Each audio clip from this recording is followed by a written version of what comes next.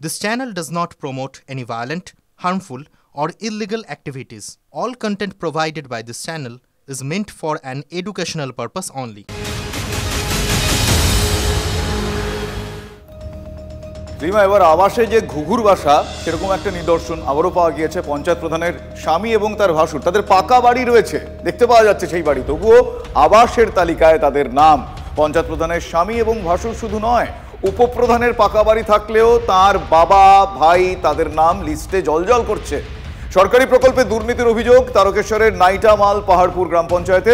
পরিবারের লোকজন, আত্মীয়রা ছাড়াও প্রধান এবং উপপ্রধান ঘনিষ্ঠ 19 জন তৃণমূল নেতা নেত্রীর নাম আবাসের তালিকায় উঠেছে। অভিযোগ, প্রত্যেকেরই পাকা বাড়ি রয়েছে, তারপরেও তারা এই সুবিধা নিয়েছেন।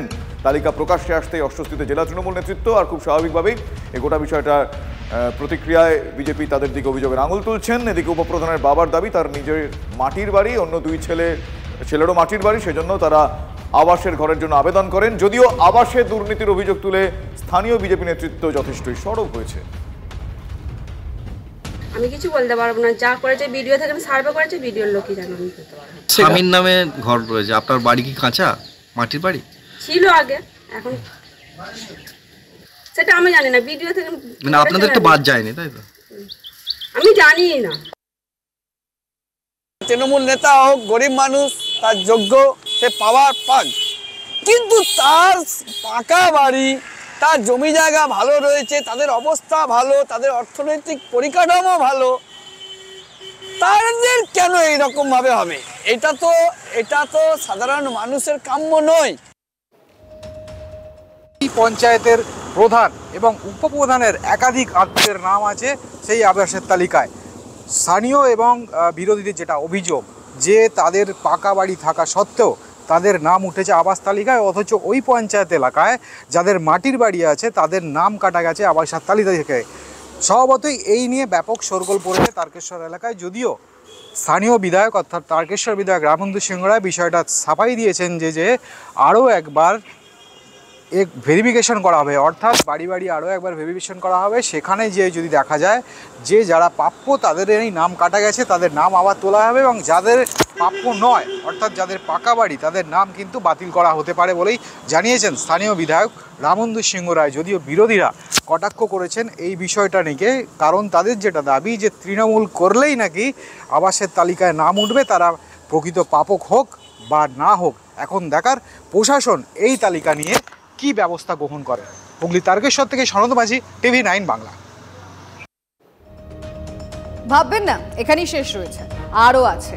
পাকা দোতলা বাড়ি, তবুও আবাস তালিকায় নাম তৃণমূল পরিচালিত পঞ্চায়েত সমিতির কর্মাধ্যক্ষের। তালিকা সামনে আসতেই নাম প্রত্যাহারের আবেদন করলেন বাঁকুড়ার ছাতনা পঞ্চায়েত সমিতির বিদ্যুৎ কর্মাধ্যক্ষ সুকুমার চট্টোপাধ্যায়। ঘটনা তৃণমূল নেতৃত্বের প্রশংসা করলেও বিষয়টি নিয়ে খোঁচা দিতে বিজেপি ছাড়েনি।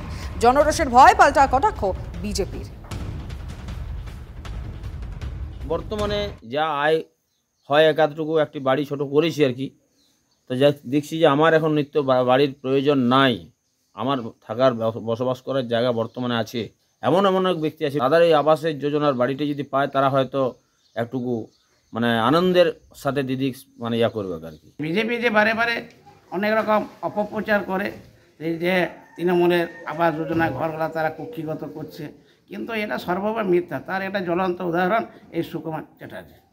যখন জনরোষ তৈরি হয়েছে, এলাকায় এলাকায় মানুষজন, সার্ভে টিমের লোকদের পর্যন্ত, সরকারি লোকদের, বিডিও অফিসের লোকদের, তাদের উপরে জনবিক্ষোভ তৈরি হচ্ছে, তখন ভয় পেয়েছে তৃণমূল কংগ্রেসের এই ধরনের নেতারা। অন্যদিকে রাস্তা অবরোধের পর এবার বিজেপি পরিচালিত পঞ্চায়েত অফিসে তালা ঝুলিয়ে বিক্ষোভ। কি কারণে বিক্ষোভ?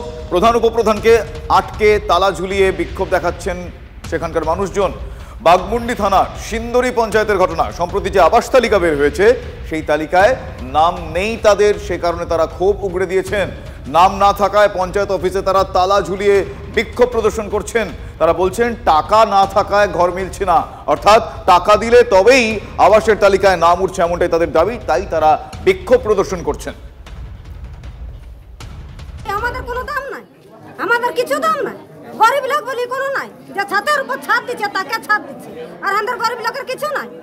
আমরা কাগজপত্র নিয়ে আসিছি, ও আসুক, আসিয়ে বলুক যে হ্যাঁ আমি এটা সই করছি, জমা করবো, তো আমরা ইয়া খুলবো তালা, তাছাড়া তালা খুলবো। এখানে যারা মানে ঘর লিস্টে নাম ছিল আর যার ঘর নাই সে তারা পায় নাই, আর যার বাড়ি আছে দুতলা সেগুলো পায়ছে, সেই জন্য তারা অভিযোগ জানাচ্ছে। শিক্ষা, খাদ্য, পুনঃনিয়োগের পর এবার রাজ্যের স্বাস্থ্যক্ষেত্রে ইডি হানা। আরজিকর দুর্নীতি নিয়ে তদন্তের মধ্যেই এনআরআইদের জন্য সংরক্ষিত ডাক্তারি পড়ুয়ার আসন জালিয়াতি নিয়ে তদন্তে ইডি। তদন্তের দিকে দিকে এজেন্সির অভিযান। সল্টলেক কেপিসি মেডিকেলে হানা এজেন্সির, দুর্গাপুরের 4 জায়গা ও হলদিয়ায় হানা কেন্দ্রীয় এজেন্সির। লক্ষণ শেঠের হলদিয়ার বাড়িতে ইডির হানা। 7টি গাড়ি নিয়ে তল্লাশিতে তদন্তকারীরা। বোলপুরে মোলাইপিটের মেডিকেল কলেজেও ইডি হানা।